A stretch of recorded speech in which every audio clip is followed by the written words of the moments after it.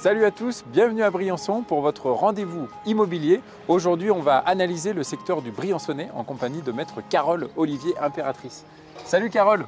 Bonjour et bienvenue. Merci à toi. Alors aujourd'hui, je le disais, on va analyser le secteur du Briançonnais.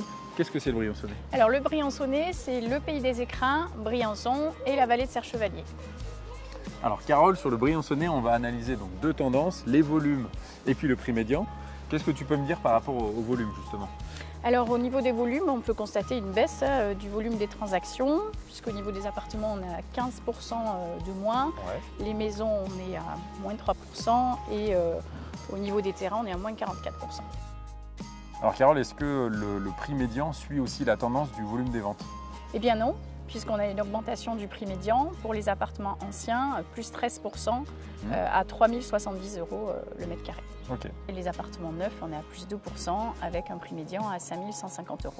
Alors j'imagine que pour les maisons et les terrains à bâtir, c'est un petit peu la même tendance aussi? Oui, tout à fait, puisque au niveau des maisons, on a une augmentation de 2% avec un prix médian à 327 500 €. Et les terrains à bâtir, il y a une augmentation de 8% et un prix médian de 105 000 €.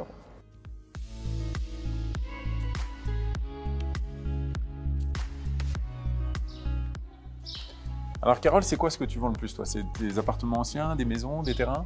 Alors c'est des appartements anciens, ouais. Et plus particulièrement des studios et des T1. Ok. Et est-ce qu'il y a des villes ou des territoires dans le Briançonnais qui sont plus porteurs que d'autres? Alors les prix les plus élevés, on les retrouve sur les communes de Monétier, Les Vins, la Salle des Alpes, Montgenèvre, où les prix se situent entre 4 500 et 4 800 € le mètre carré. Sur le sud du secteur, notamment Puy-Saint-Vincent, on est à 2 500 € le mètre carré.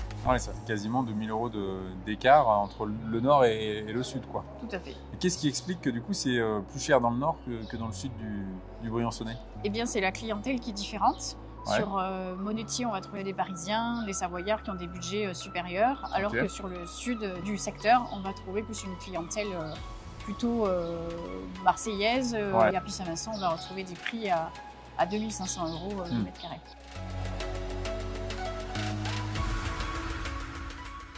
Alors Carole, on a bien analysé les appartements anciens. Qu'est-ce que tu peux me dire maintenant sur les appartements neufs?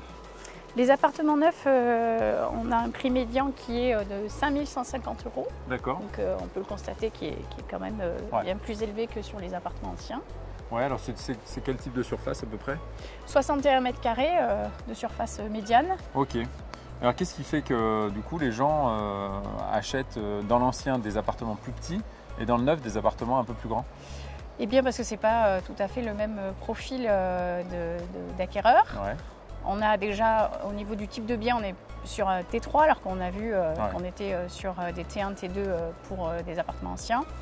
Et sur Briançon même, on a plutôt une clientèle de résidence principale qui vendent souvent ils vendent leur chalet ou leur maison du secteur pour acquérir leur résidence pour la retraite. D'accord. Donc on est plutôt sur des acquéreurs un peu âgés. C'est une deuxième opération immobilière. Tout à fait. Ou alors des investisseurs de type loi Pinel. D'accord.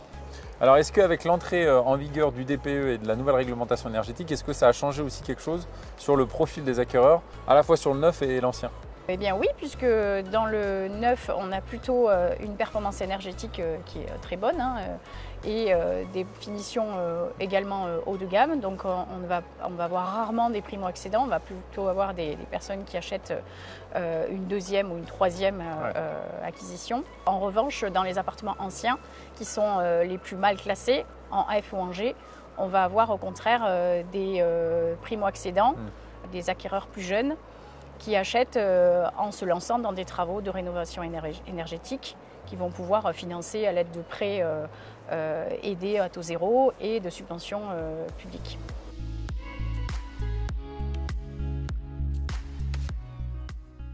Alors Carole, on a vu tout à l'heure que le prix des terrains à bâtir aussi avait augmenté, près de 8% je crois. Oui. Qu'est-ce qui explique ça selon toi? Eh bien, c'est leur rareté. C'est de plus en plus difficile de retrouver un terrain à bâtir, puisqu'il y a un resserrement des zones constructibles et il y a plus de zones qui passent inconstructibles que de zones qui passent constructibles. Et sur les maisons anciennes, alors on a vu que ça avait augmenté de 2%. Est-ce que ça, c'est vrai pour toutes les maisons? Eh bien non, puisque sur les maisons de type 4, on a vu une augmentation des prix Tandis que sur les maisons de type 6 et plus, il y a au contraire une diminution des prix de 5%.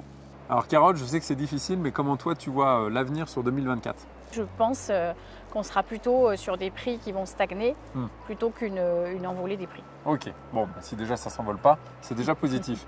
Merci à toi. Merci à toi également. On se revoit bientôt. Avec plaisir. Quant à nous, eh bien, on se dit à bientôt et on se retrouve aussi sur les réseaux sociaux et sur passeralacte.com pour voir cet épisode et plein d'autres.